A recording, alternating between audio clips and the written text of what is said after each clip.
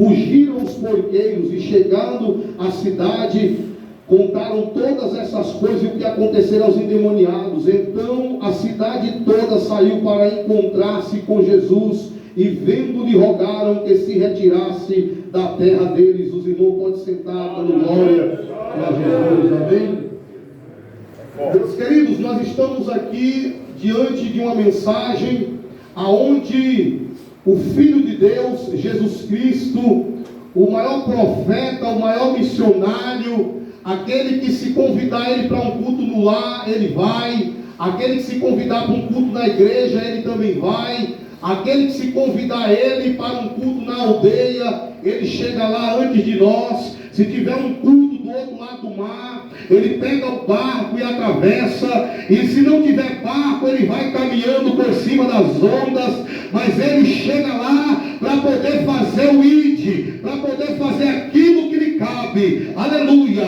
A Bíblia diz que entrando ele no barco, seus discípulos o seguiram. Por que os discípulos seguiam ele? Porque discípulo que é discípulo segue o mestre, independente do que vai acontecer lá na frente. Se vai vir tempestade, maremoto, terremoto, se tu é discípulo, o teu dever é seguir o mestre. Quando eles estavam ali no meio do mar, surgiu uma tempestade grande, uma grande tempestade a ponto que o barco era coberto pelas águas. A Bíblia faz questão de dizer que no meio do mar é que se levanta a tempestade. Por que não, a tempestade não se levanta a 100 metros da praia? Por que a tempestade não levanta a 100 metros da chegada do outro lado? Por quê? Porque aqui são nadadores profissionais.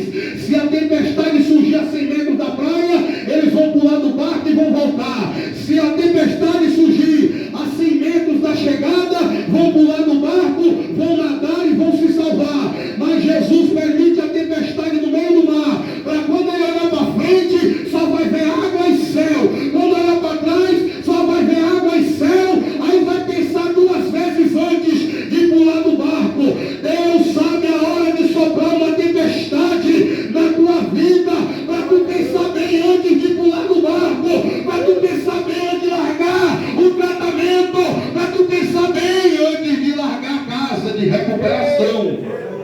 Aleluia!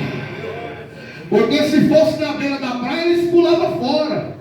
Aleluia, para se salvar.